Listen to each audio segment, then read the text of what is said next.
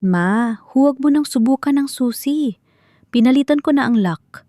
Mula ngayon, hindi ka na empleyado rito. Bisita ka na lang sa sarili mong punerya. Tumigil ang mundo ni Corazon. Hawak pa rin niya ang tanso at kinalawang na susi, ang susing 30 taon niyang daladala ang susing, nagbukas ng bawat umaga ng Puneria Villafuerte. Dahan-dahan niyang iniangat ang kanyang paningin sa anak na si Joaquin. Nakatayo ito sa tapat ng pintuan ng opisina, suot pa rin ang itim na barong. Ngunit ang mga matang dati ay puno ng paggalang. Ngayon ay tila gawa na sa yelo. Sa likod ni Joaquin, nakasandal sa pader si Ria, ang manugam ni Corazon. May hawak itong kape at isang manipis na ngiti, ang nakapaskil sa mga labi nitong kulay matingkad na pula. Joaquin, anong biro ito? Bulong ni Corazon.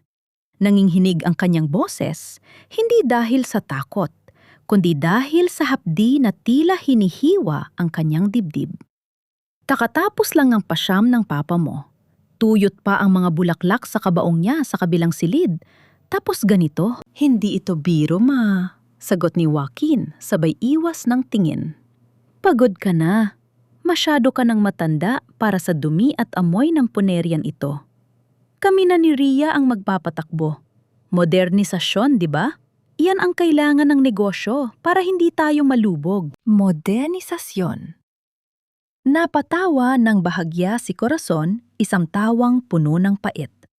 Tiningnan niya ang kanyang mga kamay na tuyot at may bakas ng matatapang na chemical. Ang mga kamay na ito ang humawak sa libu-libong pumanaw sa Pampanga. Binibigyan sila ng huling dangal bago ihatid sa hukay.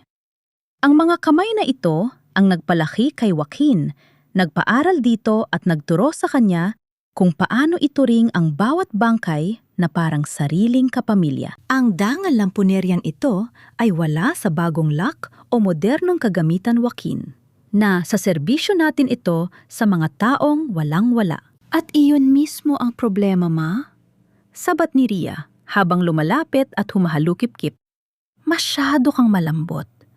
Yung mga pamilyang pinapautang mo, yung mga diskwentong ibinibigay mo sa mga taga-barangay, lugi na tayo. Negosyo ito, hindi charity. Inayos na namin ang mga papeles bago pa mamatay si Papa. Pirma na lang niya ang kailangan at nakuha na ni Joaquin ang lahat. Nanigas si Corazon. Pirma ng Papa ninyo pero 6 na buwan siyang nakahiga, halos hindi na makapagsalita dahil sa sakit. Paano siya makakapirma? Huwag mo nang itanong ang hindi mo gustong malaman, ma. Malamig na sabi ni Joaquin. Ang mahalaga, legal ang lahat. Sa akin na ang pangalan ng punerya. Ang kailangan mo na lang gawin ay mag-empake. Pumasok si Ria sa loob ng opisina at lumabas na may dalang isang lumang kahon ng karton. Padaskol niya itong ibinaba sa sahig sa paanan ni Corazon. Kumalat ang tunog ng pagkabasag mula sa loob ng kahon. Dahan-dahang lumuhod si Corazon. Sa loob ng karton, nakita niya ang kanyang maliit na rebulto ng Birheng Maria, ang kanyang mga lumang notebook ng listahan ng utang ng mga kliyente, at ang isang frame ng retrato. Ito ang retrato ng kasal nila ni Benicio. Ang glass frame ay basag na isang malaking lamat ang humati sa mukha nilang dalawa ni Benicio habang nakangiti sa harap ng simbahan. Ang lamat na yon ay tila sumasalamin sa kung ano ang nangyayari sa pamilya nila ngayon. Kailangan mo na bang gawin ito sa harap ng maraming tao?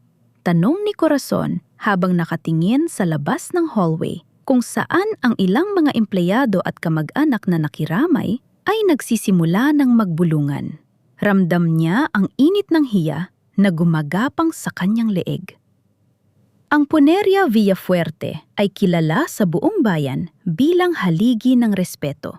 Ngunit na yon, ang mismo nagtatag nito ay pinapahiya ng sariling dugo. Mas mabuti ng malinaw ang lahat, ma, para wala ng gulo, sabi ni Joaquin bago tumalikod at pumasok sa opisina. Iwan mo na ang susi mo sa mesa. Salve, ihatid mo na ang gamit ni Ma'am Corazon sa labas. Lumapit si Salve, ang matagal ng tagapaglinis at assistant ni Corazon. Nakayuko ito bakas ang lungkot at takot sa mga mata. "Ma'am, pasensya na po." Tumayo ng tuwid si Corazon. Inayos niya ang kanyang simpleng itim na blusa. Pinunasan niya ang isang butil ng luha na nagtangkang kumawala bago ito makita ng kanyang manugang. Hindi siya magmamakaawa.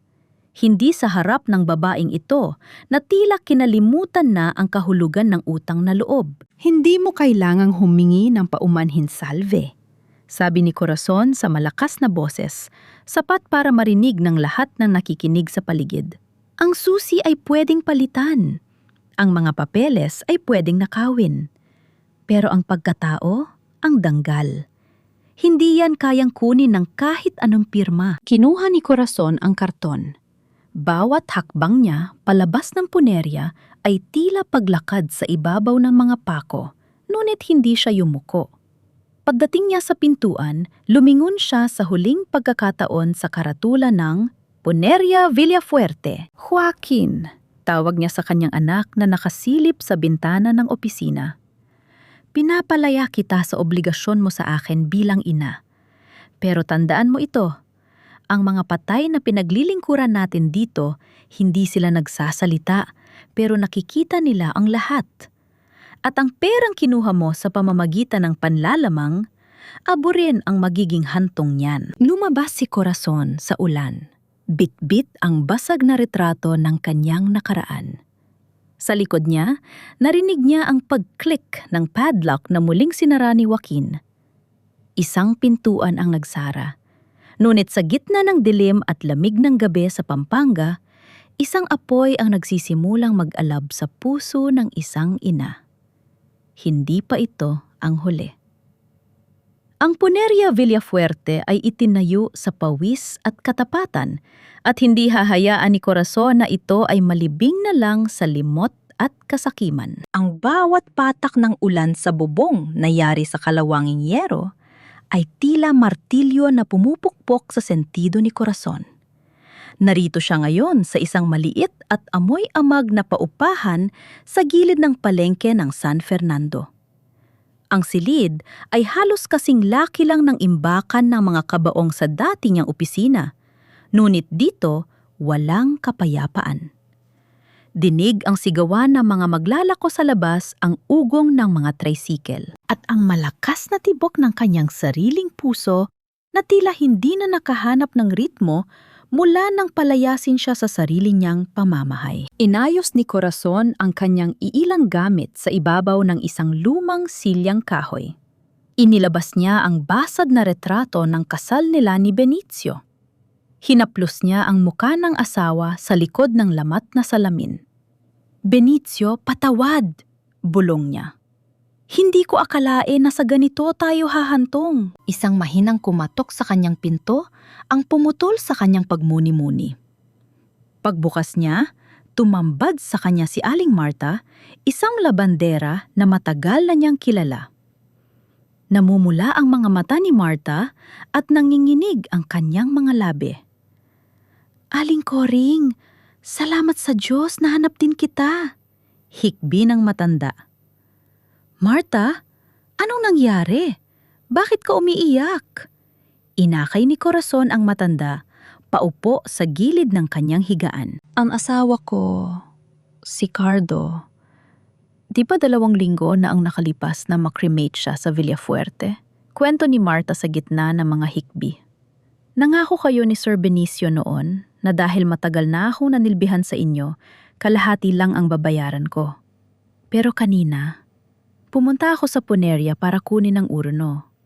Ang sabi ni Ma'am Ria, kailangan ko raw bayaran ang buong halaga. May kulang pa raw akong 500 piso. Kumunot ang noo ni Corazon. 500. Para sa 500, hindi nila ibinigay ang urno ni Cardo. "Opo, Aling Coring. Sinabihan ako ni Ma'am Ria na negosyo raw sila, hindi simbahan. Sinabihan pa akong wag na raw mag-inarte dahil ang urnong kinuha ko ay yung pinakamura na. Tapos nakita ko si Joaquin. Akala ko tutulungan niya ako, pero tinalikuran lang niya ako. Sabi niya, sumunod na lang daw ako sa bagong patakaran. Naramdaman ni Corazon ang muling pag-akyat ng dugo sa kanyang mukha. Hindi lang ito tungkol sa pera. Ito ay tungkol sa pamilyang Villafuerte na kilala sa pag-unawa sa mga nagdadalamhati. Ngayon, ang pangalang iyon ay nagiging simbolo na ng kalupitan. Huwag kang mag-alala, Marta. Gagawa tayo ng paraan. Pag-alo ni Corazon, kahit nasa loob niya ay hindi niya alam kung paano. Wala siyang pera. Ang lahat ng kanyang ipon ay nasa bank account na nasa ilalim din ng pangalan ng negosyo. Nang makaalis si Marta, lumabas si Corazon para bumili ng kape sa kalapit na sari-sari store. Habang naghihintay, narinig niya ang usapan ng dalawang lalaking nakatambay sa tapat ng radyo. Balita ko, ibebenta na raw ng mga Villafuerte yung bakanting lupa sa likod ng punerya, sabi ng isa. Yung malaking lote na balak sa nang gawing memorial park para sa mga mahihirap. Oo, yun na, sagot ng isa pa. Isang malaking grocery chain daw ang bibili. Milyon-milyon ang halaga. Sayang naman, yun na lang ang pag-asa ng mga taga rito para magkaroon ng disenteng libingan na hindi kailangang bayaran ng mahal. Nanigas si Corazon sa kanyang kinatatayuan. Ang lupang iyon ang pinakamahalagang pangako ni Benicio sa bayan ng San Fernando. Community Memorial ang tawag nila doon. Balak nilang magtayo ng mga niche na libre para sa mga walang kakayahan, isang paraan ng pasasalamat sa mga taong sumuporta sa kanila sa loob ng ilang dekada. Hindi pwedeng mangyari ito, bulong ni Corazon. Ngayon ay malinaw na sa kanya. Hindi lang siya basta pinalayas para sa modernisasyon. Pinalayas siya dahil siya ang tanging hahadlang sa mas malaking plano ng kasakiman ni Wia at Joaquin. Ang pagbebenta sa lupang iyon ay hindi lang pagtataksil sa bayan, kundi pagpawi sa huling hiling ng kanyang asawa. Bumalik si Corazon sa kanyang silid, ang kanyang otak ay mabilis na nag-iisip. Kung legal na nakuha ni Joaquin ang pangalan ng kumpanya, paano niya mapipigilan ang pagbenta sa lupa? Muli niyang tiningnan ang basag na retrato. Napansin niya ang isang maliit na bahagi ng papel na sumisilip sa likod ng karton na sumusuporta sa retrato sa loob ng frame.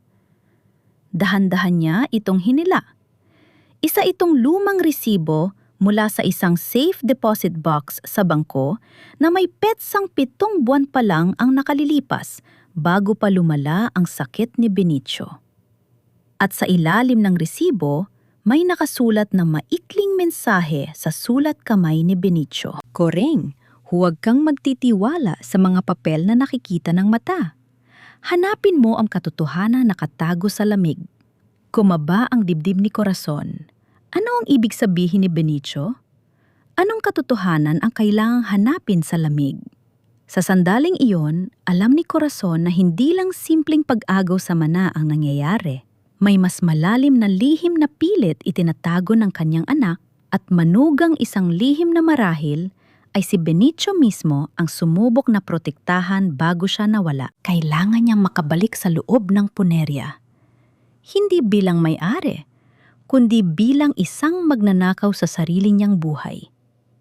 Dahil kung tama ang hinala niya ang lupang ibebenta ni Joaquin, ay hindi sa kanya at ang katarungan para sa mga huling-hiling ni Benicio ay nakasalalay sa kung ano ang naitago ng kanyang asawa bago ito bawian ng hininga. Ang opisina ni Attorney Mendoza ay kasing lamig ng isang morgue. Amoy lumang papel at mamahaling pabango ni Ria ang namamayani sa silid habang nakaupo si Corazon sa tapat ng malapad na mesa ng abogado. Sa kanyang tabi, para mga estatwa ang kanyang anak, at manugang si Joaquin ay nakatitig sa kanyang mga kuko habang si Ria ay hindi maalis ang mapang-uyam na ngiti. Attorney Mendoza, panimula ni Corazon, ang kanyang boses ay kalmado. Ngunit may pang-inginig na hindi niya maitago. Gusto ko lang malaman ang katotohanan. Paanong ang lahat ng pinaghirapan namin ni Benicio sa loob ng 30 taon ay napunta sa pangalan ni Joaquin sa loob lang ng isang gabi. Bumuntong hininga ang matandang abogado.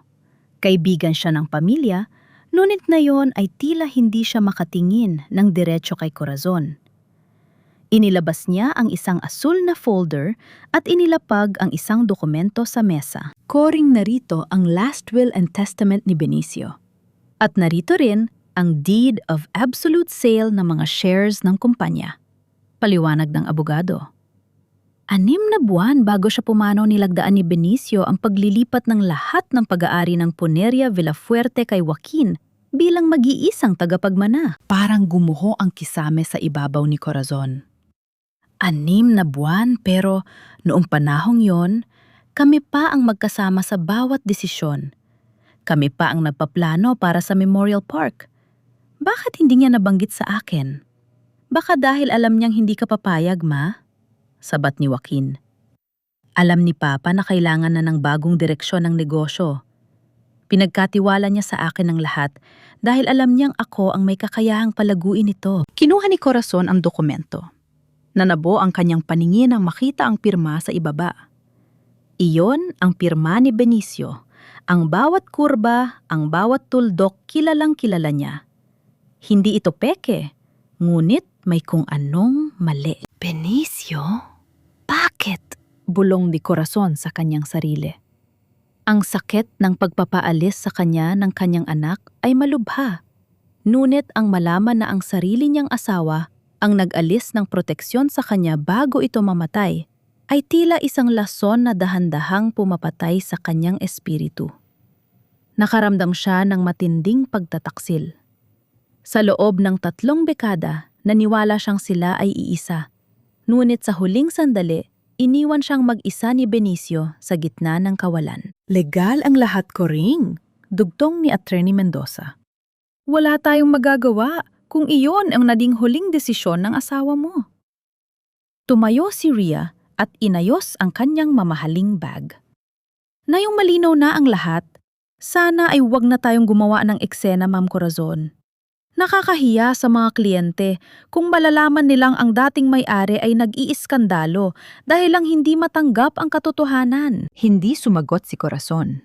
Ibinalik niya ang papel sa mesa ng dahan-dahan. Tila ba kung bibitawan niya ito ng mabilis ay mababasag ang kanyang buong pagkatao. May isa pa pala, Ma, sabi ni Joaquin habang papunta sila sa pinto. Tungkol sa sementeryo. Tumigil si Corazon. Anong tungkol sa sementeryo? Balak ko sanang dalawin ang papa mo bukas. Magdadala ako ng mga paborito niyang bulaklak. Tumingin si Joaquin kay Rhea bago muling humarap sa kanyang ina. Sa tingin namin, mas mabuti kung bibigyan muna natin ng katahimikan ang lugar. Ayaw namin magkaroon ng gulo o usap-usapan sa barangay kapag nakita kang nandoon. Kaya hanggang hindi natatapos ang 40 araw ni Papa, huwag ka munang pupunta sa puntod niya. Napasinghap si Corazon. Ano, pinagbabawalan mo akong dalawin ng asawa ko, Joaquin? Ako ang asawa niya. Ako ang kasama niya sa bawat hirap. Mapara ito sa hiya ng pamilya. Git ni Joaquin, ang kanyang boses ay wala ng bakas ng pag-aalinlangan. Kapag nakita ka ng mga tao roon na mukhang kawawa kami ang masama, nag-utos na ako sa mga gwardiya ng sementeryo. Hindi ka nila papapasukin. Joaquin, anak kita, paano mo nagagawa ito? Sigaw ni Corazon. Ang kanyang mga luha ay sa wakas ay bumagsak na. Anak mo ako, pero negosyante na ako ngayon, Ma. Malamig na sagot ni Joaquin bago tuluyang lumabas ng opisina, kasunod si Rhea. Naiwan si Corazon sa malamig na silid ni Attorney Mendoza, nakatitig sa kawalan. Ang kanyang asawa ay tila nagtaksil sa kanya sa pamamagitan ng isang pirma, at ang kanyang anak ay tuluyan na siyang itinakwil bilang bahagi ng pamilya. Ngunit sa gitna ng hagulhol na alala ni Corazon ang resibong nahanap niya sa likod ng retrato. Huwag kang magtitiwala sa mga papel na nakikita ng mata. Hanapin mo ang katotohanang nakatago sa lamig. Kung ang pirma ni Benicio sa dokumentong ito ay totoo, bakit pa siya iiwanan ng mensaheng yun? Bakit siya hihilingin na maghanap ng katotohanan kung ibinigay na niya ang lahat kay Joaquin? May isang malaking kasinungalingan sa likod ng legalidad na ito. At kahit ipinagbawas sa kanya ang pagdalaw sa puntod ng asawa, mas lalong nag-alab ang kagustuhan ni Corazon na pasukin ang kailaliman ng Puneria Villafuerte. Kung kailangan niyang magmakaawa sa mga gwardiya o gumapang sa putikan para lang malaman ang totoo, gagawin niya. Dahil ang sugat na iniwan ni Benicio at Joaquin ay hindi gagaling hanggat hindi lumalabas ang lihim na baon ng malamig na kabaong. Naglalakad si Corazon sa gitna ng mataong palengke ng San Fernando. Ngunit pakiramdam niya ay isa siyang multong hindi nakikita o mas malala, isang tinitignan ngunit iniiwasan. Ang ingay ng mga nagtitinda ng isda, ang talsik ng maruming tubig mula sa mga banyera, at ang amoy ng napanis na gulay ay tila sumasakal sa kanya. Dito kung saan dati ay tinatawag siyang Madam Corazon at binibigyan ng pinakamagandang pwesto, ngayon ay mga bulong na lang ang sumasalubong sa kanya. Siya ba yon? Yung may-ari ng Puneria Villafuerte? Bulong ng isang tindera ng kakanin habang nakatingin sa kupas na duster at tsinelas ni Corazon. Oo, balita ko pinalayas ng anak. Wala na raw kasing hawak na ari-arian. Nakikitira na lang sa paupahan sa likod. Sagot naman ng isa pa na hindi man lang nag-abalang hinaan ang boses. Yumuko si Corazon, hinigpitan ang hawak sa kanyang supot na may lamang 2 itlog at isang maliit na plastik ng bigas. Ang hiya ay tila isang mabigat na pasanin na mas masakit pa kaysa sa gutom. Sa kulturang kinalakihan niya, ang itakwil ng sariling dugo ay isang sumpa na nagbibigay ng mansa sa dangal ng isang babae. Naupo siya sa isang maliit na bangko sa tapat na isang karinderya para magpahinga. Timitigan niya ang kanyang mga kamay. Nanginginig ang mga ito. Hindi dahil sa pagod, kundi dahil sa matinding pag-aalinlangan na lumalamon sa kanyang puso. Benicio, bakit, tanong niya sa hangin. Minahal ba kita sa loob ng 3 dekada para lang iwanan mo akong ganito? Nasaan ang mga gabing nangako ka na walang magbabago? Totoo bang pinagtaksilan mo ako sa harap ng isang piraso ng papel? Nagsisimula ng magduda si Corazon sa bawat alaala. Ang bawat halik, ang bawat ngiti ni Benicio noong ito ay malakas. Pangayon ay tila mga anino na lang na naglalaro sa kanyang isipan.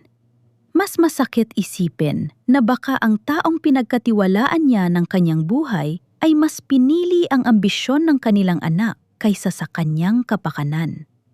Baka nga sa huli siya lang ang naniwala sa kanilang habang buhay. Biglang may tumabing anino sa kanya. Napatingala si Corazon at nakita ang isang pamilyar na mukha na balot ng panyo at nakasuot ng malaking sombrero. Ma'am Corazon, bulong ng boses. Salve! Gulat na sabi ni Corazon. Anong ginagawa mo rito? Baka makita ka ni Joaquin o ni Ria, mapahamak ka pa. Si Salve ang pinakamatagal na assistant ni Benicio sa embalming room. Siya ang nakasaksi sa bawat bangkay na dumaan sa kanilang mga kamay at siya rin ang nakakaalam ng bawat pasikot-sikot sa loob ng punerya. Mabilis na lumingon si Salve sa paligid, sinisiguradong walang nakakakilala sa kanya. Huwag ninyong isipin yon, ma'am. Hindi ko po kayo matiis. Nakikita ko po ang ginagawa nila sa inyo at mas lalong nakikita ko ang ginagawa nila sa kumpanya. Wala na silang respeto sa mga pumanaw. Huminga ng malalim si Salve. Ang kanyang mga mata ay puno ng kaba. Ma'am, may kailangan kayong malaman. Noong mga huling buwan ni Sir Benicio, hindi lang po gamot ang laging hinihini niya sa akin. May mga gabi pong pinapapasok niya ako sa opisina para lang bantayan ang pinto habang may isinusulat siya. Kumaba ang dibdib ni Corazon. Isinusulat? Ang sabi ni Attorney Mendoza, Pumirma lang siya ng mga papeles para kay Joaquin. Umiling si Salve. Higit pa ron, ma'am.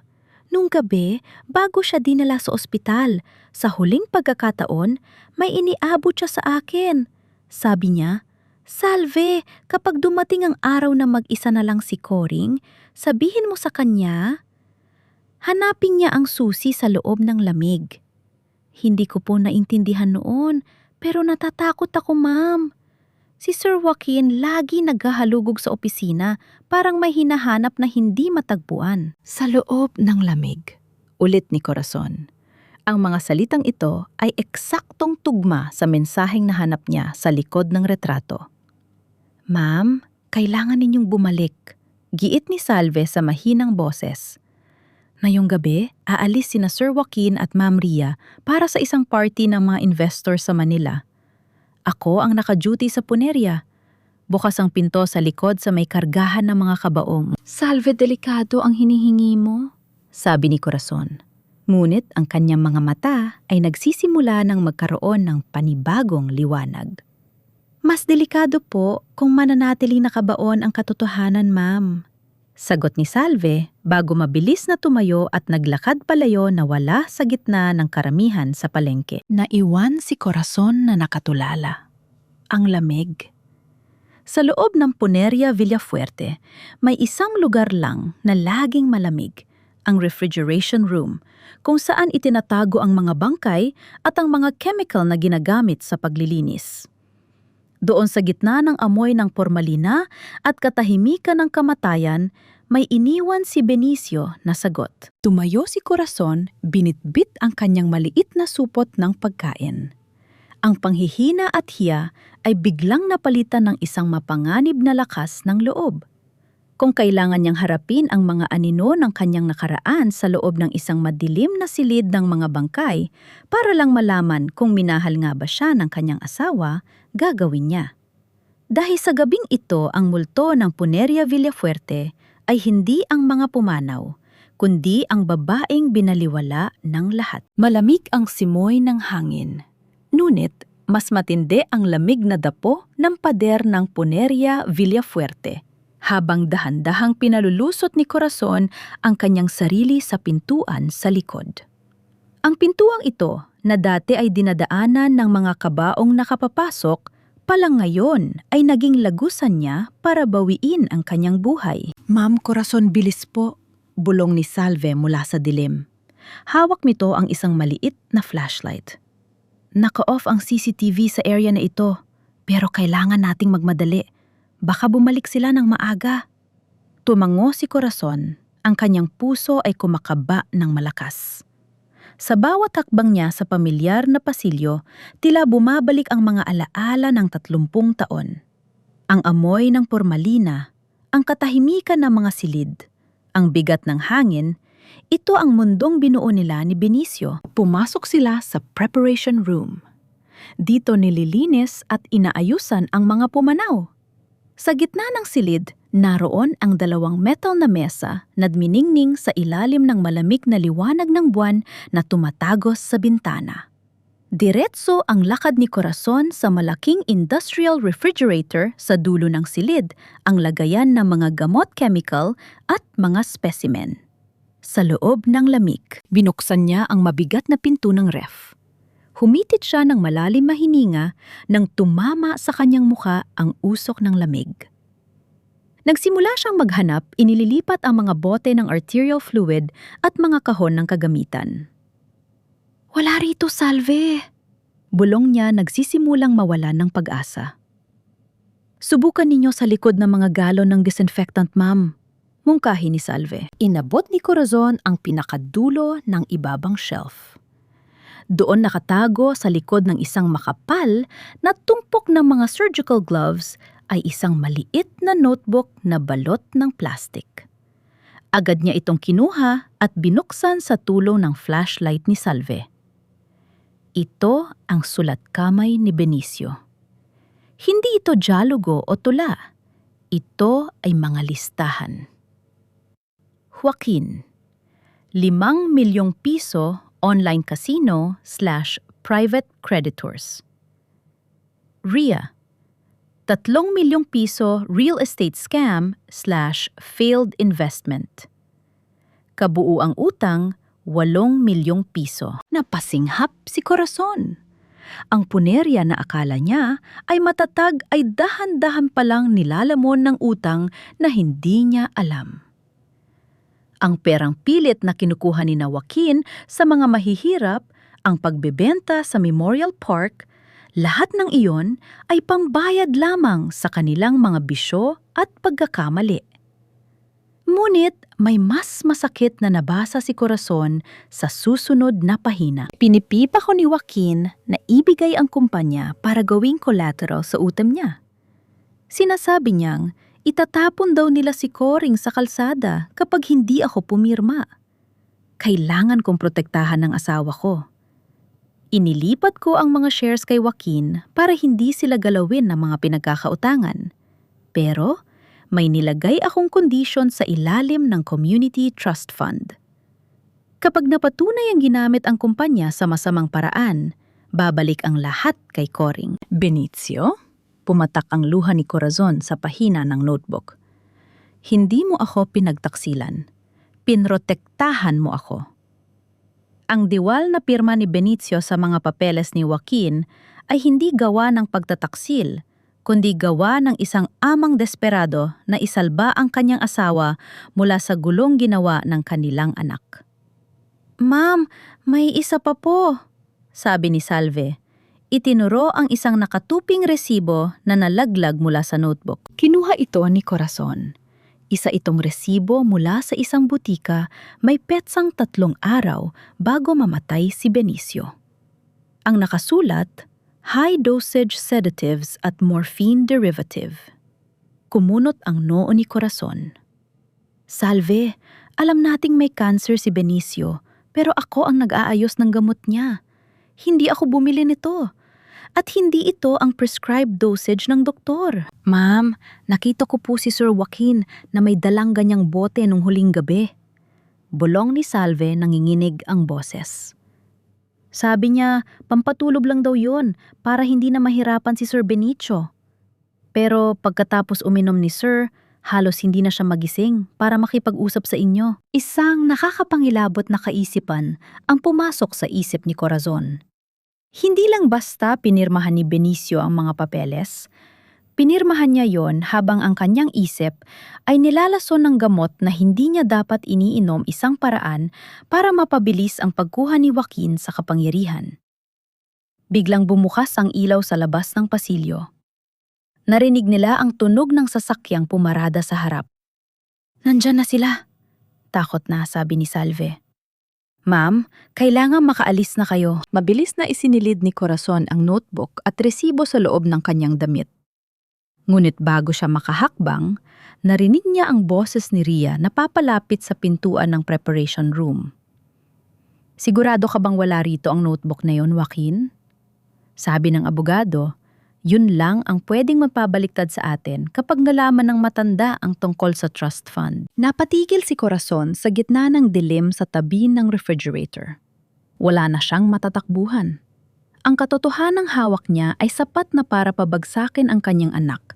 Ngunit sa sandali ito ang kanyang buhay ay nasa panganib din sa loob ng malamig na silid ng mga patay. Mabilis na hinila ni Salve si Corazon patungo sa ilalim ng isa sa mga malalapad na metal na mesa, ang mesang ginagamit sa paglilinis ng mga bangkay. Ramdam ni Corazon ang hapdi ng malamig na sahig sa kanyang mga tuhod at ang amoy ng metal na tila nanunuot sa kanyang balat. Nanatili silang nakayukom, pigil ang hininga, habang ang anino ni Joaquin at Rhea ay sumisilip sa siwang ng pinto. Bumukas ang pinto ng preparation room. Ang sapatos ni Rhea na may mataas na takong ay lumika ng nakakabining tunog sa tiles. Tak, tak, tak. Tila bawat hakbang ay papalapit sa kanilang pinagtataguan. "Sigurado ka bang nandito yon, Joaquin?" Inis na sabi ni Rhea. "Kanina pa tayo naghahanap sa opisina. Kung hindi mo mahanap ang notebook na yon, hindi tayo pwedeng pumirma sa kontrata sa Sabado.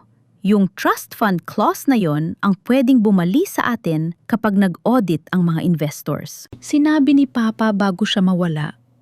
"Nasa lamig daw," sagot ni Joaquin. Mas lalong kumaba ang dibdib ni Corazon nang marinig ang boses ng kanyang anak. Wala itong bakas ng lumbay, tanging pagkairita lang dahil sa nakaharang na dokumento sa kanyang plano. Binuksan ko na ang ref, wala naman doon. Baka sa morgue unit mismo itinago ni Papa. Nakakadiri naman, reklamo ni Rhea. Bilisan mo na. Ayaw kong magtagal sa silid na ito, amoy kamatayan. Habang naghahalughog ang dalawa sa kabilang dulo ng silid, ang kamay ni Corazon ay may naramdamang matigas na bagay na nakadikit sa ilalim ng metal na mesa gamit ang isang duct tape. Dahan-dahan niya itong kinapa. Isang maliit na digital voice recorder ang lumang gadget na ginagamit ni Benicio para i-record ang mga kanta sa radyo o ang kanyang mga paalala sa sarili dahil sa lumalalang pagkalimot. Hinugot ito ni Corazon at mahigpit na hinawakan sa kanyang dibdib. "Wala rito," sabi ni Joaquin pagkaraan ng ilang sandali. "Baka nasa kwarto nila ni Maria. Halika na, doon tayo maghanap." Nang marinig ang pagsara ng pinto at ang papalayong mga hakbang, halos manghina si Corazon sa pasasalamat. Ngunit alam niyang wala pa sila sa ligtas na kalagayan. "Ma'am, kailangan na ninyong lumabas." Bulong ni Salve na pawis na sa takot. "Ihahatid ko kayo sa pinto sa likod. Huwag na kayong nilingon." Mabilis na nakalabas si Corazon sa punerya. Bitbit ang notebook, ang resibo at ang recorder. Hindi siya tumigil sa pagtakbo hanggang sa marating niya ang kanyang maliit na paupahan. Doon sa ilalim ng nag-iisang bombilya, nanginginig niyang pinindot ang play sa recorder. Noong una, tanging kaluskos lang ang narinig. Pagkatapos ang mahinang ubo ni Benicio. "Coring, kung naririnig mo ito, patawad." Ang boses ni Benicio ay tuyot at hirap na hirap. "Pinipilit ako ni Joaquin na pumirma. Sinasabi niya, kailangan daw ng pera para sa pamilya. Pero alam ko, Coring, malaman ko ang tungkol sa sugal nila ni Rhea. Hindi ko pwedeng hayaang mawala ang Villafuerte dahil sa kasakiman nila." Biglang nagbago ang tono sa recording. Narinig ang pagbukas ng pinto at ang boses ni Joaquin. "Papainumin mo na itong gamot para makapagpahinga ka na at para makapirma ka na rin. Huwag mo nang pahirapan ang sarili mo." Anong gamot ito, Joaquin? Bakit ang pait hindi ito ang binibigay ni Coring? Muling narinig ang boses ni Benicio na ngayon ay tila nanlalambot na. "Para sa kabutihan mo, ito pa. Pirmahan mo na ito. Isipin mo si Ma, hindi ba gusto mong maging komportable siya kapag nasa akin na ang kumpanya? Hindi na niya kailangan magtrabaho sa morgue. Hindi ko pipirmahan yan hanggat walang proteksyon si Coring. At ang Memorial Park. Para sa mga mahihirap yon, Joaquin." "Matigas ka talaga pa." Ang boses ni Joaquin ay naging matalim at malamig. "Kung ayaw mong dumaan, sa madali dadaan tayo sa mahirap. Rhea, nasaan ang kape? Dagdagan mo ang dosis ng sedative." Napatakip ng bibig si Corazon. Ang bawat salita sa recorder ay tila isang balaraw na sumasaksak sa kanyang puso. Ang sarili niyang anak? Ang sanggol na inalagaan niya, ang batang tinuruan niyang maging mabuti, ay dahan-dahang nilalason ang sariling ama para lamang sa pera. Hindi namatay si Benicio dahil lamang sa sakit. Namatay siya dahil sa pagmamadali ng sarili niyang dugo. Pinilit siyang uminom ng pampatulog para mawala sa tamang pag-iisip at doon nila nakuha ang pirma na nagtanggal ng lahat kay Corazon. Sa gitna ng hagulhol ni Corazon, narinig niya ang sirena ng pulis sa malayo. Biglang bumukas ang kanyang pinto at pumasok ang kanyang landlord si Mang Domeng na may dalang balita. "Aling Coring, may mga pulis doon sa punerya. Balita ko, may nagreklamo raw na nanakawan sina Sir Joaquin ng mga importanteng dokumento at ang itinuturo nilang suspect, kayo raw." Nanigas si Corazon. Ang takot ay biglang napalitan ng isang mapanganib na pot. Inakala ni na Joaquin na madali siyang matatatakot Akala nila ay susuko na lang siya dahil sa hiya. Ngunit hindi nila alam na ang hawak ni Corazon na yon ay hindi lang basta papel. Ito ang hatol ng kamatayan para sa kanilang kasakiman. Hindi ako magnanakaw sa sarili kong kumpanya, Dumeng, sabi ni Corazon habang mabilis na isinisilid ang recorder at notebook sa isang ligtas na bag. Pero kung gusto nila ng gulo, ibibigay ko sa kanila ang isang gulo na hinding-hindi nila makakalimutan.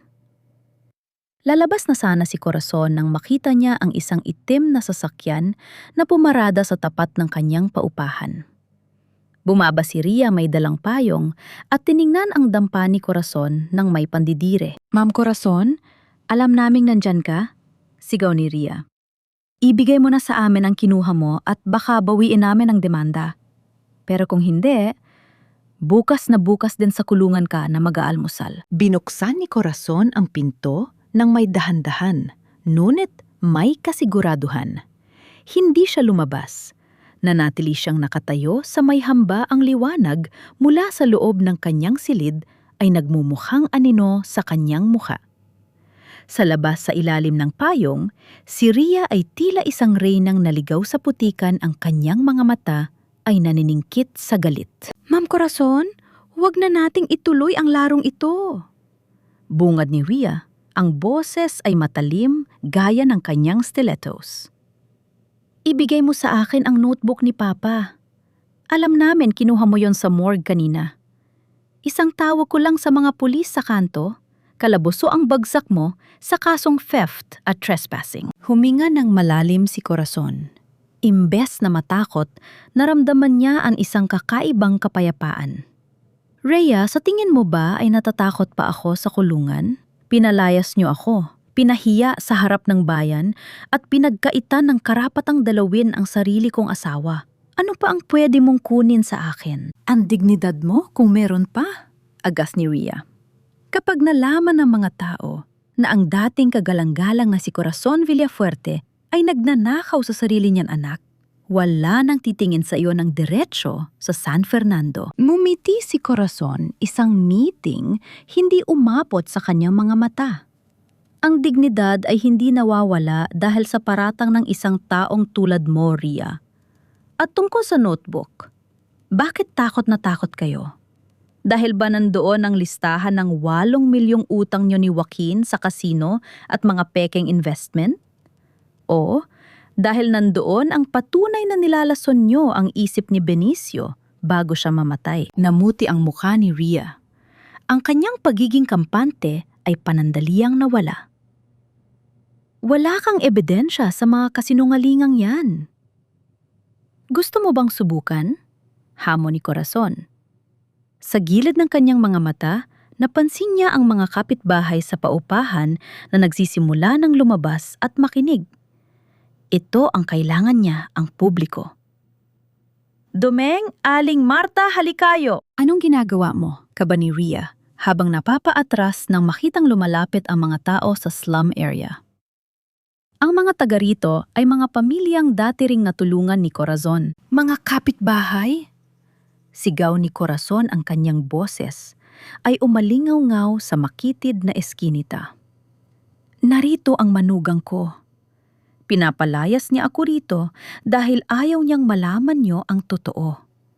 Ayaw nilang ibigay ang mga urno ng mga mahal niyo sa buhay dahil gusto nila ng mas malaking pera.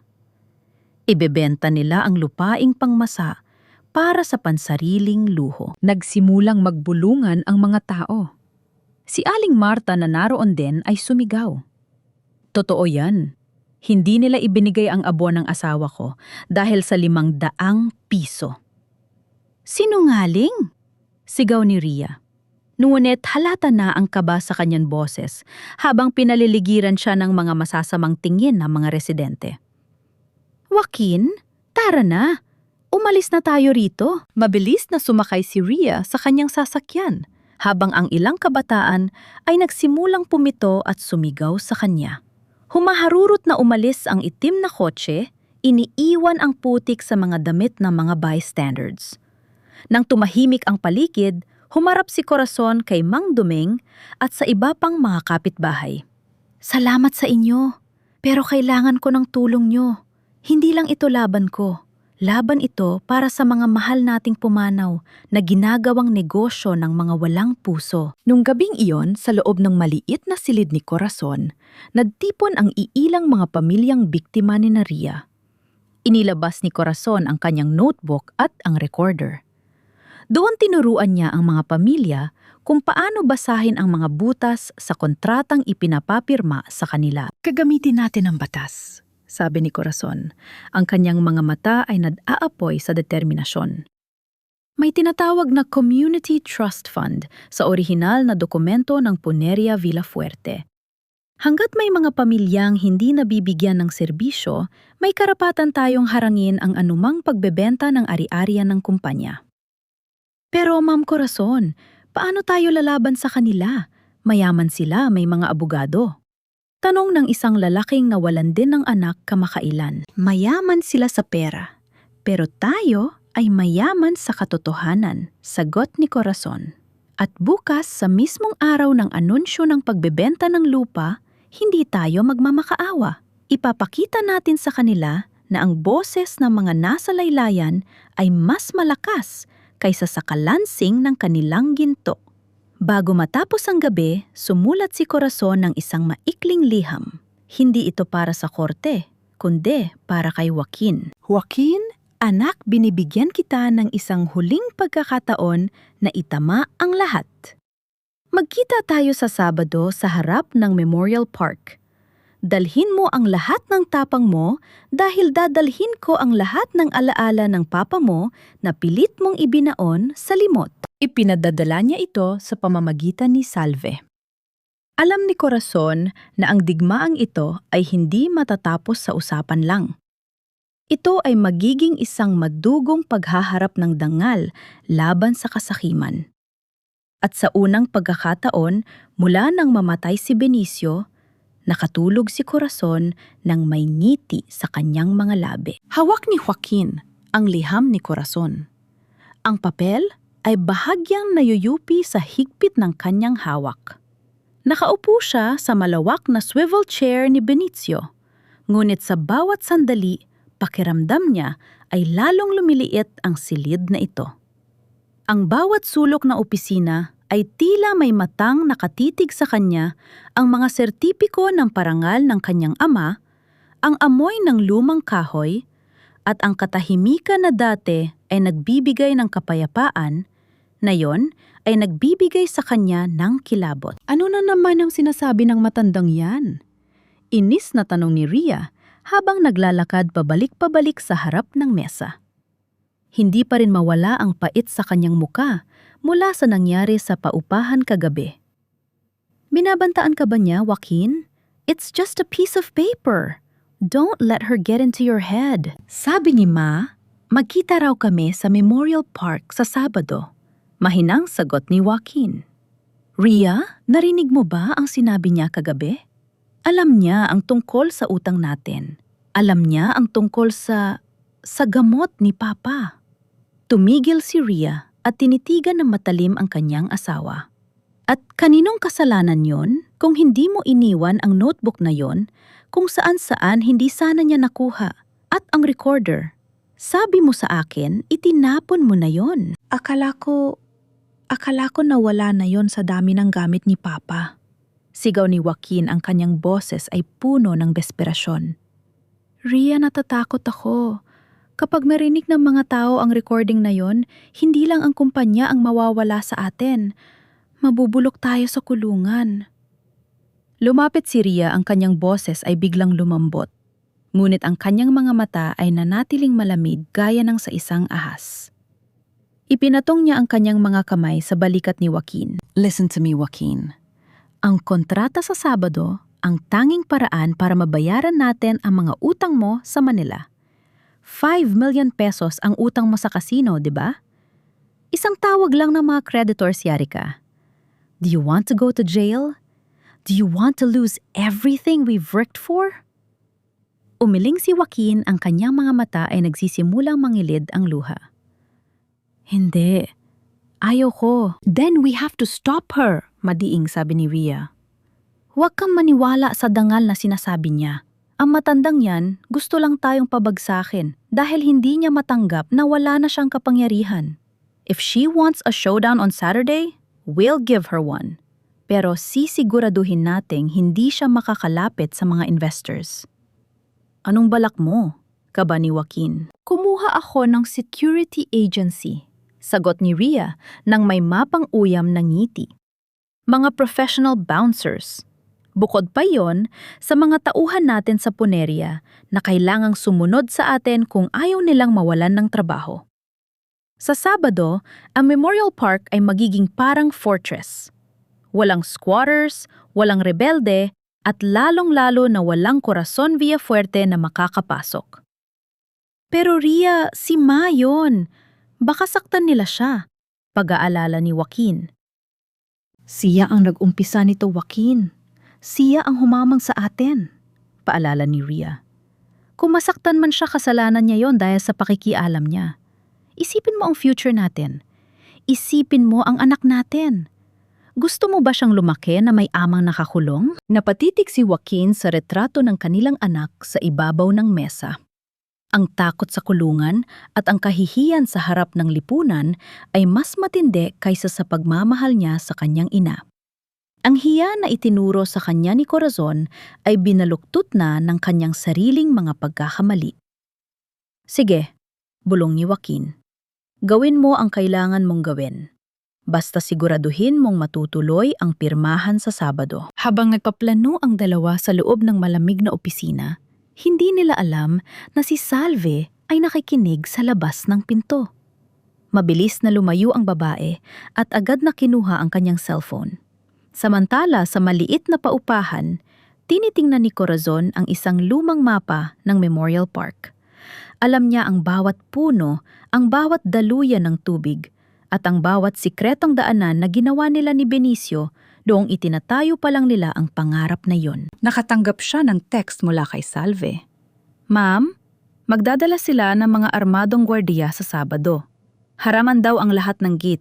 Mag-ingat po kayo. Ibinaba ni Corazon ang telepono. Hindi siya natakot. Sa katunayan, mas lalo siyang naging kampante. Sa loob ng 30 taon na pag-aayos niya sa mga pumanaw, natutunan niya ang isang bagay.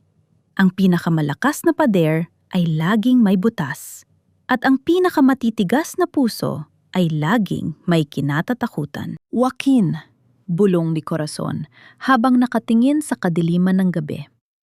Akala mo ba ay mga gwardiya ang makakaharap ko? Hindi mo alam na ang dinala mo sa buhay mo ay mga anino na hinding-hindi mo matatakasan. Kinuha ni Corazon ang kanyang itim na belo at ang recorder. Sa Sabado, ang Memorial Park ay hindi magiging lugar ng pirmahan. Ito ay magiging isang banal na lupain kung saan ang katarungan ay magsisimulang bumangon mula sa abo. Ang sikat ng araw sa San Fernando ay tila nakakapaso. Ngunit mas matindi ang init ng tensyon sa gitna ng Memorial Park. Isang marangyang puting tent ang nakatayo sa gitna ng damuhan. Sa loob nito, nakaupo si Joaquin at Rhea, kaharap ang mga kinatawan ng isang malaking grocery chain. Maraming pagkain mamahaling alak at sa ibabaw ng mesa ay ang makapal na kontrata na maglilipat ng lupang ito sa mga kamay ng mga dayuhan. Everything is in order, Mr. Villafuerte, sabi ng matandang investor habang tinitingnan ang mga papeles. Once you sign this, the first installment of 50 million pesos will be transferred to your account. Nangginginig ang kamay ni Joaquin habang hinahawakan ang ballpen. Tumingin siya kay Rhea na tumango ng may kasabikan. Ito na yon.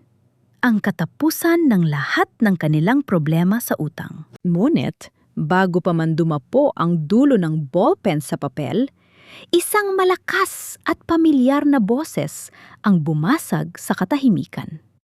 Huwag mo ituloy ang pirmahang yan, Joaquin. Ang lupang yan ay hindi sayo at lalong hindi yan para ibenta. Lahat ay napalingon.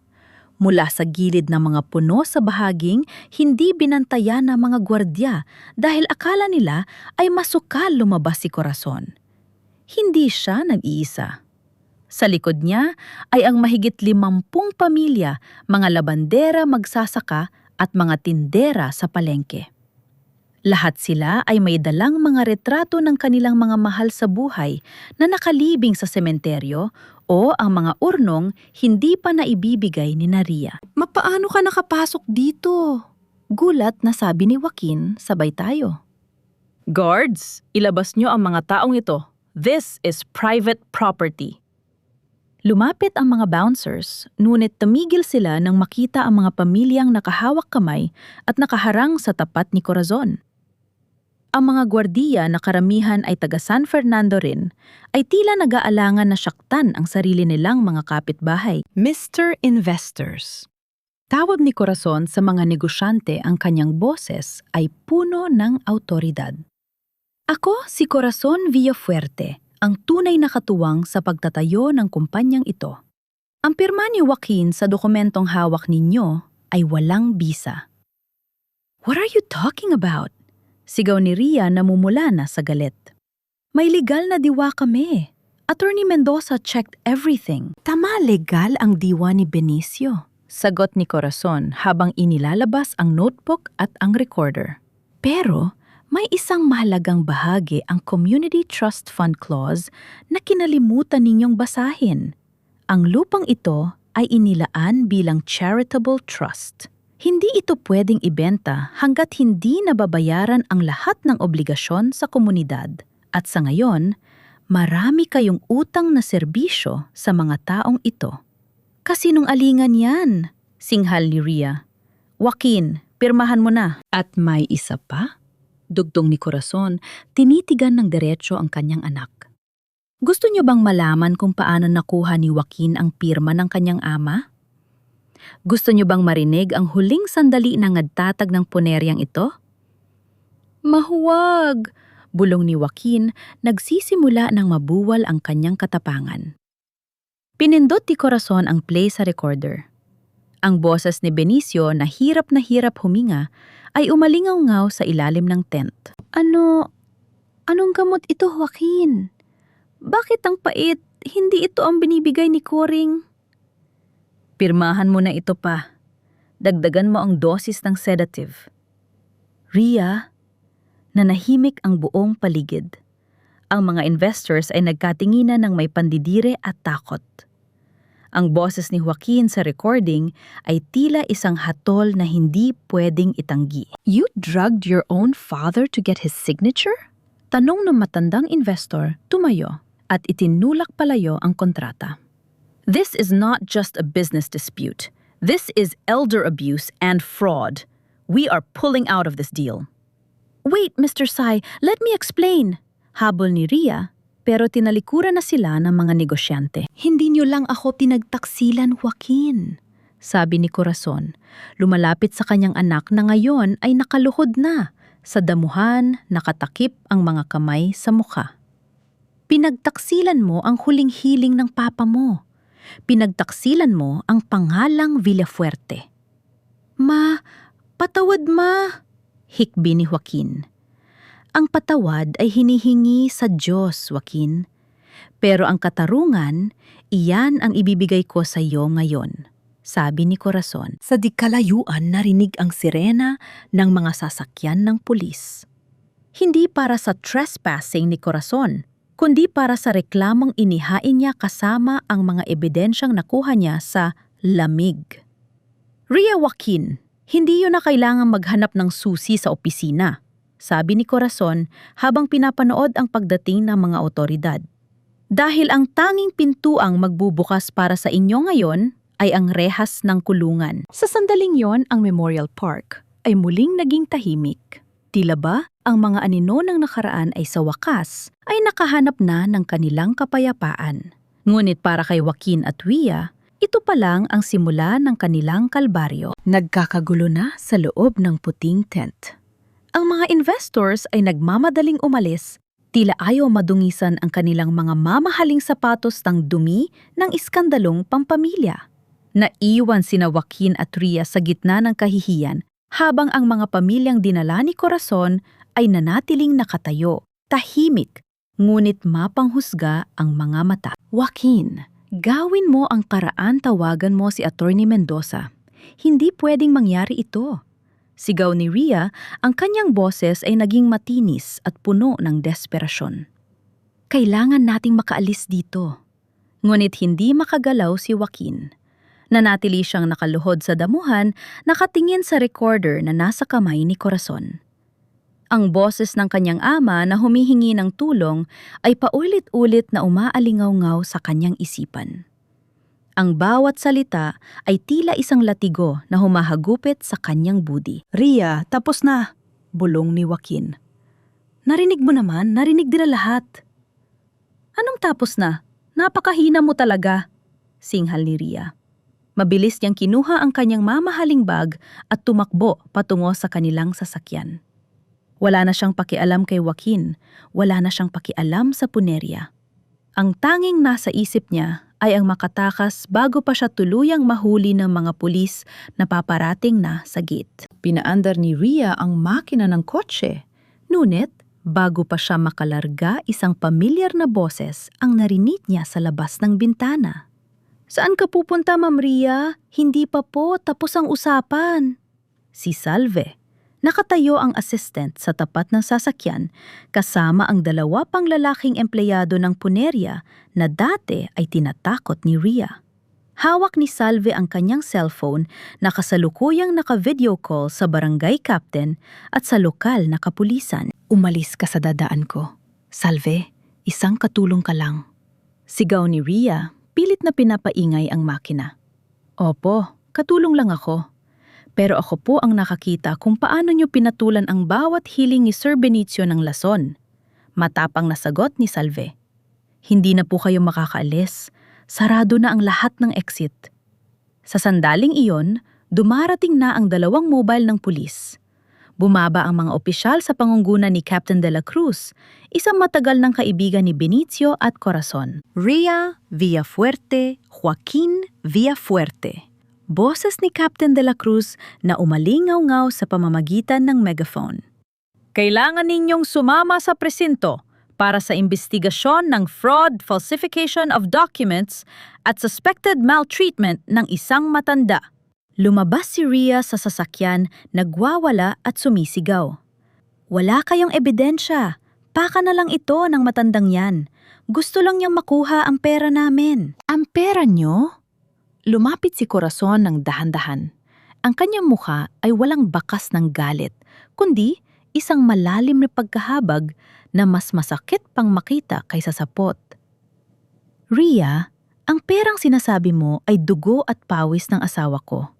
Ang ebidensya, hindi lang ito ang notebook at recorder. Ang ebidensya ay ang mga taong narito ngayon, ang mga taong pinagkaitan nyo ng danggal para sa inyong luho. Inisprohan ng posa si Rhea. Habang hinihila siya patungo sa sasakyan ng pulis, patuloy pa rin siya sa pagmumura at pagsisi kay Joaquin. Ikaw ang may kasalanan nito.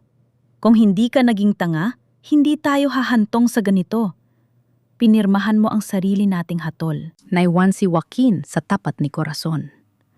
Dahan-dahang tumayo ang anak ang kanyang barong ay puno na ng putik at ang kanyang mga mata ay mugto na sa luha. Humakbang siya palapit sa kanyang ina at muling lumuhod, pilit na hinahawakan ang laylayan ng damit ni Corazon.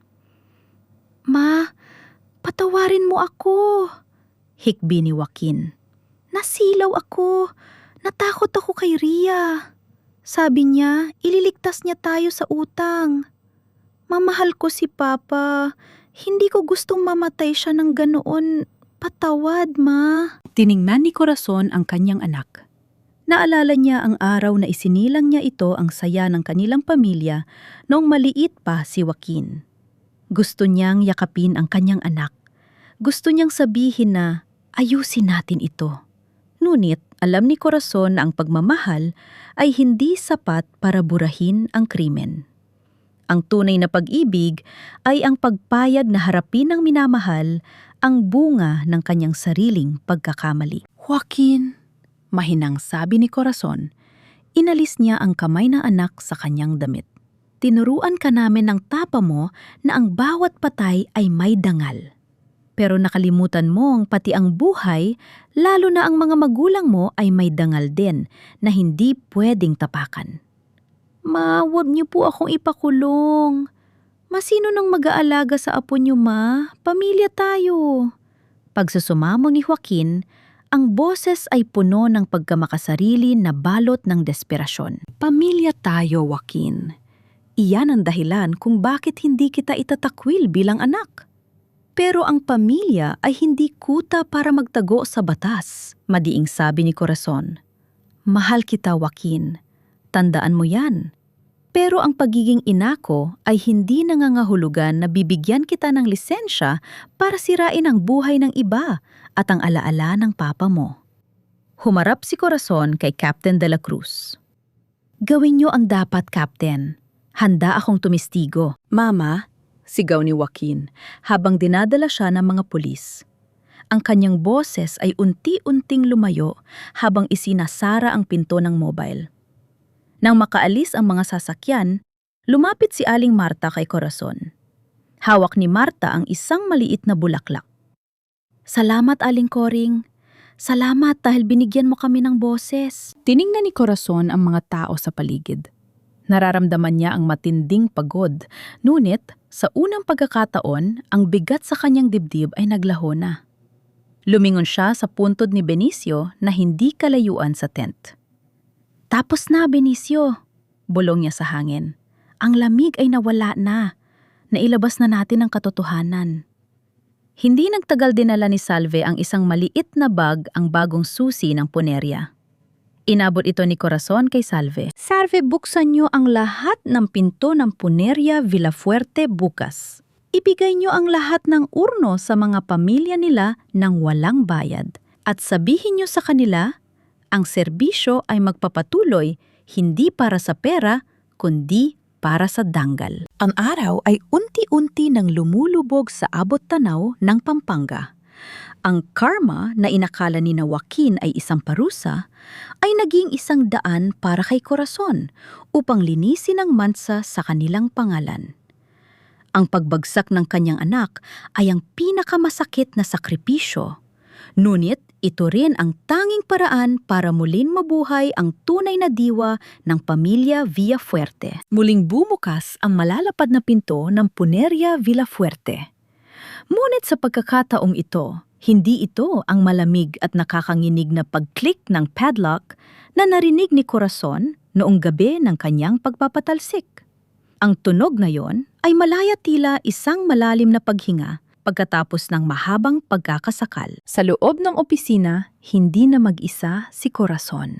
Nakaupo siya sa gitna ng isang bilog na mesa kasama si Salve, si Mang Domeng at 3 pang matatandang empleyado na nagsilbi sa punerya sa loob ng mahigit 2 dekada. Sa harap nila ay hindi kontrata ng pagbebenta, kundi ang mga dokumento para sa pagtatayo ng Villafuerte Workers Cooperative. Ma'am Coring, sigurado po ba kayo rito? Tanong ni Salve habang tinitingnan ang dokumentong magsasabing ang lahat ng empleyado ay magiging bahagi na ng pagmamay-ari ng punerya. Masyado pong malaki ang ibinibigay ninyo sa amin. Mumiti si Corazon, isang tunay at payapang ngiti. Salve, natutunan ko na ang isang kumpanyang nakatali lang sa isang pangalan ay madaling gumuho kapag ang pangalang yon ay nilamon ng kasakiman.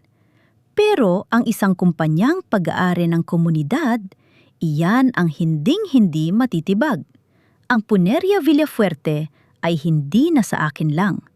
Sa inyo na ito dahil kayo ang tunay na nagpatakbo nito habang ako ay nagbubulag-bulagan. Pagkatapos ng pulong, nagtungo si Corazon sa presinto.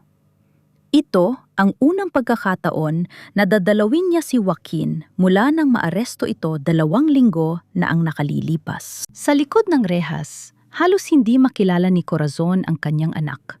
Wala na ang maangas na barong at ang makisig na ayos ng buhok. Si Joaquin ay nakasuot na ng kulay kahel na uniforme ng bilanggo. Ang kanyang muka ay payat at ang kanyang mga balikat ay nakalaylay. Sa kabilang selda, naroon din si Ria na hanggang ngayon ay tumatanging kumausap sa kahit kanino maliban sa kanyang abogado. Ma? Tawag ni Joaquin nang makita ang ina.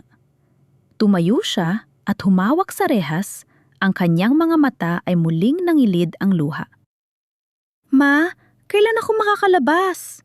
Sabi ng abogado, mabigat daw ang ebidensya ng recording at ang mga peking pirma. Maayusin mo ito, please. Huminga ng malalim si Corazon. Nanatili siyang nakatayo ng tuwid, hawak ang kanyang lumang bag. Nandito ako, Joaquin, hindi para ilabas ka. Nandito ako para sabihin sa iyo na tinanggap ko na ang hatol ng korte. Hindi ko hahadlangan ang hustisya.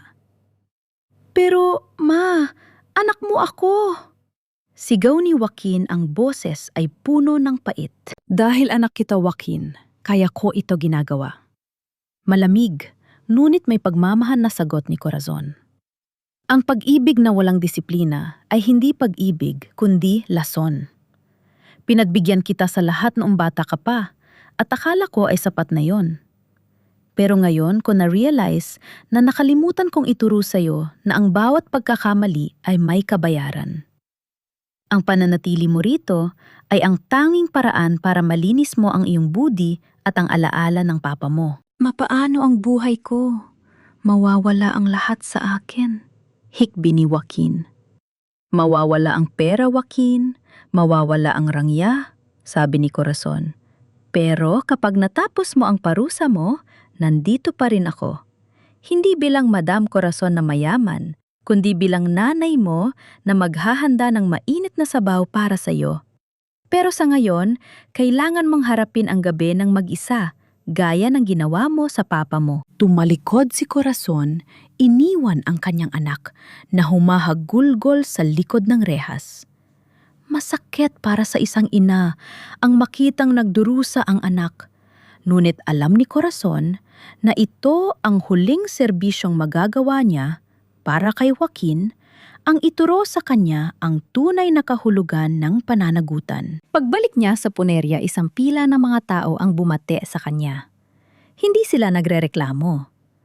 Naroon si Aling Marta, yakap ang urno ng kanyang asawa na sa wakas ay naibigay na sa kanya ng libre.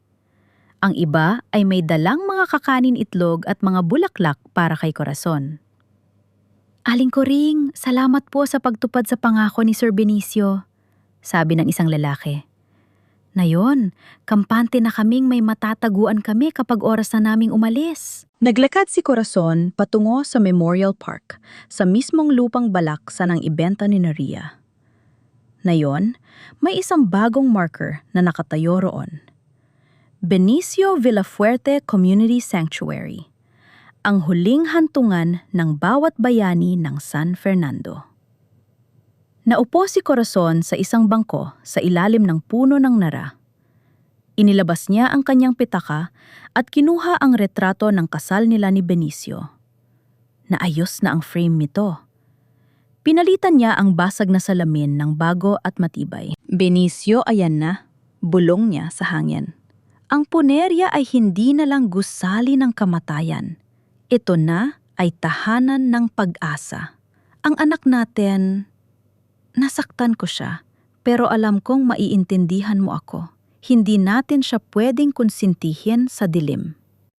Isang mahinang hangin ang humaplos sa mukha ni Corazon, tila isang banayad na haplos ng pasasalamat mula sa kabilang buhay. Wala na ang takot, wala na ang hiya. Ang natitira na lamang ay ang kapayapaan ng isang babaeng tumayo para sa katotohanan. Pumasok si Corazon sa kanyang opisina. Ang opisinang dati ay may padlock, ngunit na yon ay laging bukas para sa lahat. Inilapag niya ang kanyang bag, isinuot ang kanyang puting apron at nagsimulang mag-audit ng mga libro. Hindi para magbilang ang kita, kundi para siguraduhin ang bawat sentimo ay mapupunta sa tamang serbisyo. Ang Punerya Villafuerte ay hindi na lang basta negosyo. Ito ay naging simbolo ng dangal na hinding-hindi mabibili ng kahit anong yaman. At si Corazon Villafuerte, sa edad na 58, ay sa wakas ay nakahanap na ng kanyang tunay na tahanan, hindi sa loob na isang gusali, kundi sa puso ng mga taong kanyang pinaglingkuran. Ang sikat ng araw sa hapon ay dahan-dahang gumagapang sa mga puting pader ng Puneria Villafuerte, na ngayon ay tinatawag na ng mga tao bilang tahanan ng dangal. Isang taon na ang lumipas mula nang yanigin ang bayan ng San Fernando ng iskandalong kinasangkutan ng pamilya Villafuerte. Ngunit, sa halip na gumuho ang lugar na ito, ay muling bumangon, hindi na bilang isang kumpanya ng takot at utang, kundi bilang isang kanlungan ng pagkakaisa. Wala na ang mga gwardyang may bitbit na baril. Sa halip, ang mga pinto ay laging bukas para sa sinumang nangangailangan ng kape pakikiramay o simpleng payo mula kay Corazon. Sa loob ng opisina, maayos na inililigpit ni Salve ang mga record ng kooperatiba. Si Salve na ngayon ang tumatayong manager ng operasyon, habang si Corazon ay nananatiling moral guardian ng pundasyon. Nagbago ang lahat nang maging pag-aari na ng mga manggagawa ang Puneria. Ang bawat kabaong na ginagawa at bawat serbisyong ibinibigay ay puno ng pagmamalasakit dahil alam nilang para ito sa kanilang sariling komunidad. Ma'am Corazon, tapos na po ang audit para sa buwan na ito, nakangiting sabi ni Salve. Sobra po ang pondo natin para sa libreng burial program sa susunod na quarter. Tumango si Corazon at hinawakan ang kamay ni Salve. Salamat, Salve. Kung hindi dahil sa katapatan ninyo, baka naging grocery store na ang lupang ito. Bago magtakip silim, nagtungo si Corazon sa Memorial Park. Sa isang bahagi ng sementeryo, may isang lalaking nakasuot ng dilaw na uniforme ng community service kasama ang ilang gwardiya mula sa lokal na piitan. Si Joaquin iyon. Bilang bahagi ng kanyang rehabilitasyon at dahil sa kanyang magandang asal sa loob ng kulungan, pinayagan siyang magsilbi sa paglilinis ng Memorial Park tuwing huling Biyernes ng buwan. Tumigil si Corazon sa malayo at pinanood ang kanyang anak. Nakikita niya ang pawis sa noo nito habang nagbubunot ng damo sa paligid ng mga puntod ng mga taong dati ay binaliwala nito. Wala na ang yabang sa bawat kilos ni Joaquin. Kapansin-pansin ang pagtitipid nito sa bawat galaw, tila ba dahan-dahang binubuo ang sarili mula sa pagkabasag. Lumapit si Corazon at iniabot ang isang bote ng malamig na tubig. Uminom ka muna, Joaquin. Nadangat ng tingin si Joaquin. Ang kanyang mga mata ay wala na ang bilim ng kasakiman. Sa halip, may bakas na ito ng pagtanggap. Salamat, Ma. Kumusta po ang kooperatiba? Maayos, anak. Maraming natutulungan. Simpleng sagot ni Corazon. Ang apo mo tinatanong ka. Sabi ko, nadaaral ka lang kung paano maging isang tunay na Villafuerte. Numiti ng bahagya si Joaquin, isang ngiting may halong pait at pag-asa. Salamat, Ma, sa hindi pagsuko sa akin, kahit na kailangan kong bayaran lahat ng ito. Ang pagbabayad ay bahagi ng paghilom, Joaquin, sabi ni Corazon bago siya humakbang patungo sa puntod ni Benicio. Naupo si Corazon sa tabi ng nitso ng asawa. Inilabas niya ang kanyang panyo at pinunasan ang alikabok sa pangalan ni Benicio. Inilapag niya ang retrato ng kanilang kasal na ngayon ay nasa isang bago at matibay na frame. Tinitigan niya ang muka ng asawa. Benicio, patawad kung minsan ay naduda ako sa'yo? Bulong ni Corazon. Hindi ka naging perpektong asawa at naging mahina ka sa harap ng anak natin. Pero sa huli, pinatunayan mong ang pag-ibig mo sa akin ay mas malakas kaysa sa anumang takot. Nailigtas natin ang Villafuerte hindi dahil sa pera, kundi dahil sa katotohanang itinago mo sa lamig. Tumingin si Corazon sa kalangitan. Ang kulay kahel na langit ay dahan-dahang nagiging lila. Wala na si Ria. Balita ay iniwan na rin ito ng kanyang mga koneksyon at kasalukuyan pang nahaharap sa mas maraming kaso ng estafa. Ngunit para kay Corazon, wala na siyang puwang sa puso para sa poot. Ang poot ay isang mabigat na bagahe na ayaw na niyang dalhin sa kanyang pagtanda. Tumayo si Corazon, inayos ang kanyang itim na belo at nagsimulang maglakad pabalik sa punerya. Sa bawat hakbang, nararamdaman niya ang gaan ng kanyang kalooban. Ang kanyang buhay ay hindi naging madali. Dumaan siya sa apoy ng pagtataksil at sa lamig ng pag-iisa. Pero sa dulo ng lahat, nanatili siyang nakatayo. Sa harap ng gate ng punerya, huminto siya at lumingon sa karatula. Punerya Villafuerte, Serbisyo, Danggal at Debosyon. Tapos na ang paglalayag sa dilim, Benicio. Huway ka ni Corazon sa kanyang sarili.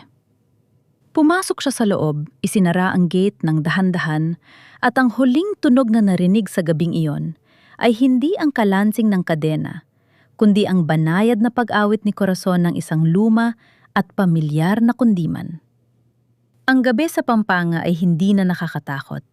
Ito ay naging isang payapang pagtulog para sa mga pumanaw at isang panibagong simula para sa mga naiwan. Sapagkat ang tunay na yaman ay hindi nasusukat sa laki ng lupain o dami ng ginto, kundi sa linis ng budhi na maiiwan mo kapag ang iyong sariling kwento ay sumapit na sa huling pahina.